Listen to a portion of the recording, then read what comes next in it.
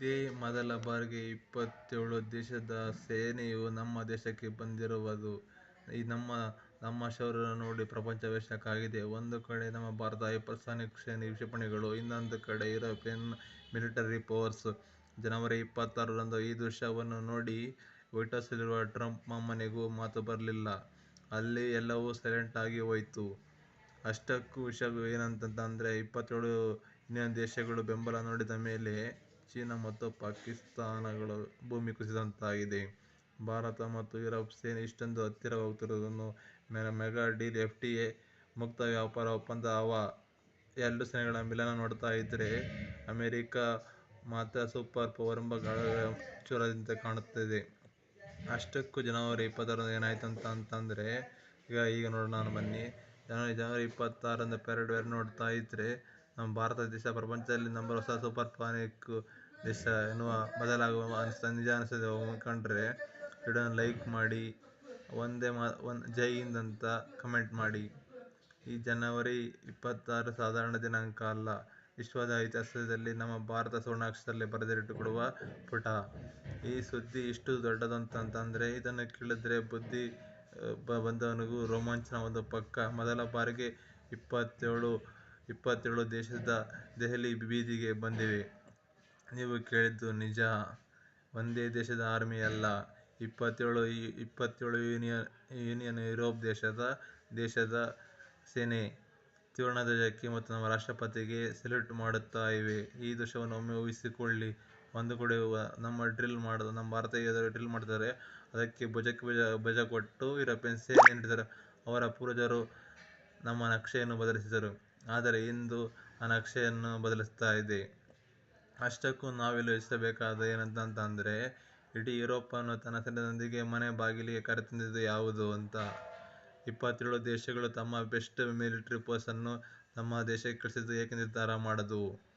ಇದರ ಹಿಂದೆ ದೊಡ್ಡ ಸ್ಕೆಚ್ ಇದೆ. 7 ಸಮುದ್ರಗಳ ಆಚೆ ಕೂತಿರುವ ಡೊನಾಲ್ಡ್ ಟ್ರಂಪ್ ಯಾಕೆ ಟೆನ್ಷನ್ ಮಾಡ್ಕೊಳ್ತಾ ಇದ್ದಾರೆ? ನಮ್ಮ ಭಾರತದ ಅಮೆರಿಕವನ್ನು ಪಕ್ಕಕ್ಕೆ ತಳ್ಳಿ ಆಸೆ ಗೊತ್ತಾಗದಂತೆ ಯುರೋಪ್ ಜೊತೆ ಯಾವ್ದು ಸೀಕ್ರೆಟ್ ಡೀಲ್ ಮಾಡ್ಕೊಂಡಿದ್ಯಾ? ಇಂದು ನಡೆದ ಗಣರಾಜ್ಯೋತ್ಸವದಲ್ಲಿ ಪರೇಡ್ ಕೇವಲ ಸ್ತಬ್ಧಚಿತ್ರ ಪ್ರದರ್ಶನ ಅಲ್ಲ, ಇದು ನಮಗೆ ರಾಜತಾಂತ್ರಿಕ ಗೆಲುವು. ಚೀನಾ ಮತ್ತು ಪಾಕಿಸ್ತಾನಗಳು ಭಯಪಡಿಸುವುದಲ್ಲದೆ ಅಮೆರಿಕ ತಮ್ಮದೇ ಟೈಮ್ ಮುಗೀತು ಅಂತ ಅನುಮಾನ ಬರದಂತೆ ಮಾಡಿದೆ.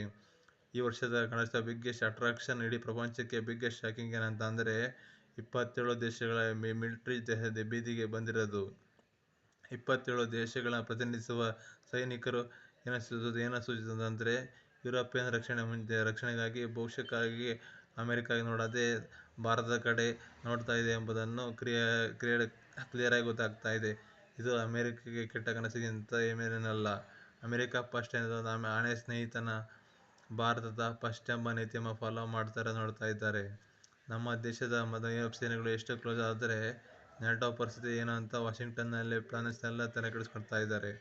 ಇದನ್ನು ನೋಡ್ತಾ ಇದ್ರೆ ನವದೆಹಲಿಯಲ್ಲಿ ಕೇಂದ್ರವಾಗಿ ಪ್ರಪಂಚದಲ್ಲಿ ಪವರ್ ಸೆಂಟರ್ ಹುಟ್ಟಿಕೊಳ್ಳುತ್ತದೆ ಎಂಬ ಅನುಮಾನ ಎಲ್ಲರಿಗೂ ಬರ್ತಾ ಇದೆ.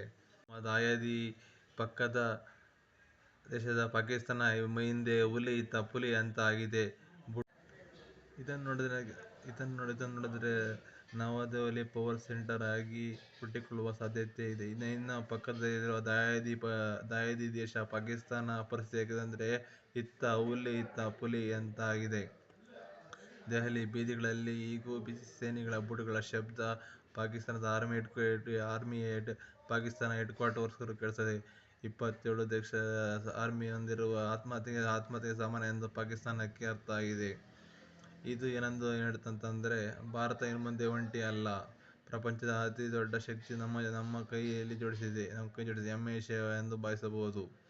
ಈ ಐತಿಹಾಸಿಕ ಮಿಲಿಟರಿ ಶೋ ಅನ್ನ European Union top leaders, European Commission president, European Council president ವೇದಿಕೆ ಮೇಲಿಂದ ನೋಡ್ತಿದ್ದಾರೆ. ಇದು ನಮ್ಮ ರೇಂಜ್ ಏನೆಂದು ಪ್ರೂವ್ ಮಾಡ್ತಾ ಇದೆ. ಈ ಇಬ್ಬರು ನಾಯಕರು ಕೇವಲ ಪರೇಡ್ ನೋಡಲು ಬಂದಿಲ್ಲ, ಪ್ರಪಂಚದ ಅತಿ ದೊಡ್ಡ ವಾಣಿಜ್ಯ ಒಪ್ಪಂದವಾದ ಭಾರತ ಮತ್ತು UK ಮುಕ್ತ ಒಪ್ಪಂದವನ್ನು ಫೈನಲ್ ಮಾಡಲು ಬಂದಿದ್ದಾರೆ.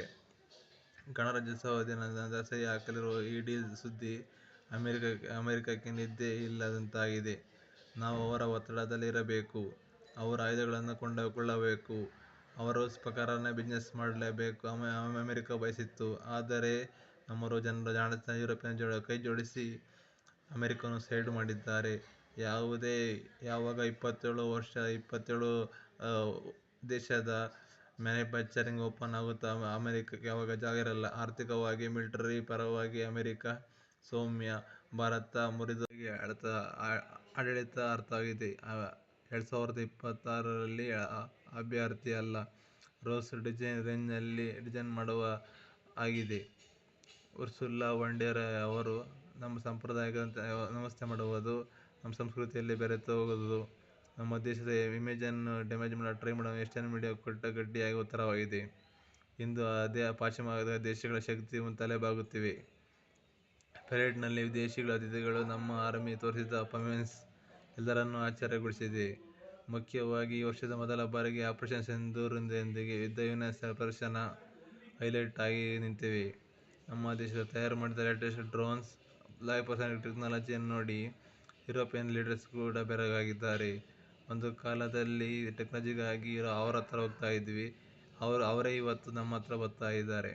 ಇದೇ ಅಲ್ವಾ ನಿಜವಾದ ಡೆವಲಪ್ಮೆಂಟ್ ಅಂದ್ರೆ. ಈಗ ನಡೆಸುವ ದಿನ ನಮ್ಮ ಮಿಲಿಟರಿ ಪವರ್ ಮಾತ್ರ ಅಲ್ಲ, ನಮ್ಮ ಸಾಫ್ಟ್ ಪವರ್ ಕೂಡ ಪ್ರಪಂಚಕ್ಕೆ ತಿಳಿಯಿತು. ನಮ್ಮ ಯೋಗ, ಆಯುರ್ವೇದ, ಸಂಸ್ಕೃತಿ, ಸಂಪ್ರದಾಯ ಪಾಪುಲರ್ ಆಗ್ತಾ ಇದೆ ಅಂತಂದ್ರೆ ಅಲ್ಲಿನ ಲೀಡರ್ಸ್ ಫಾಲೋ ಮಾಡ್ತಾ ಇದ್ದಾರೆ ಸಾಕ್ಷಿ. ಕೊನೆಯದಾಗಿ ಹೇಳ್ಬೇಕಂತಂದ್ರೆ 2028 ಗಣರಾಜ್ಯೋತ್ಸವ ಪೆರೇಡ್ ಸಾಧಾರಣ ಇವೆಂಟ್ ಅಲ್ಲ, ಇದು ಪ್ರಪಂಚದ ರಾಜಕೀಯ ಅಧ್ಯಾಯಕ್ಕೆ ಒಂದು ನಾಂದಿ ಆಗಿದೆ. ಅಮೆರಿಕದ ನಾಂದಿ ಆಗಿದೆ. ಮಲ್ಟಿಪಲ್ ಪೋಲಾರ್ ಇದೇ ನಿದರ್ಶನ. ಇದರಲ್ಲಿ ನೀವಿನ್ನೂ ನಮ್ಮ ಚಾನಲ್ ಸಬ್ಸ್ಕ್ರೈಬ್ ಮಾಡಿಲ್ಲ ಅಂದರೆ ದಯವಿಟ್ಟು ಸಬ್ಸ್ಕ್ರೈಬ್ ಮಾಡಿ ಸ್ನೇಹಿತರೆ. ಹಾಗೆ ಬೆಲ್ ಐಕಾನ್ ಕ್ಲಿಕ್ ಮಾಡಿ ಹೀಗೆ ಸಪೋರ್ಟ್ ಮಾಡ್ತಾ ಇರಿ ಸ್ನೇಹಿತರೆ. ಜೈ ಹಿಂದ್, ಜೈ ಕರ್ನಾಟಕ ಮಾತೆ, ವಂದೇ ಮಾತರಂ. ನಮ್ಮ ದೇಶ ಈಗ ವಿಶ್ವಗುರುವಿನ ಸ್ಥಾನದಲ್ಲಿ ತಲುಪುತ್ತಾ ಇದೆ. ನಮ್ಮ ಸೈನಿಕರ ಧೈರ್ಯ, ನಮ್ಮ ನಾಯಕರ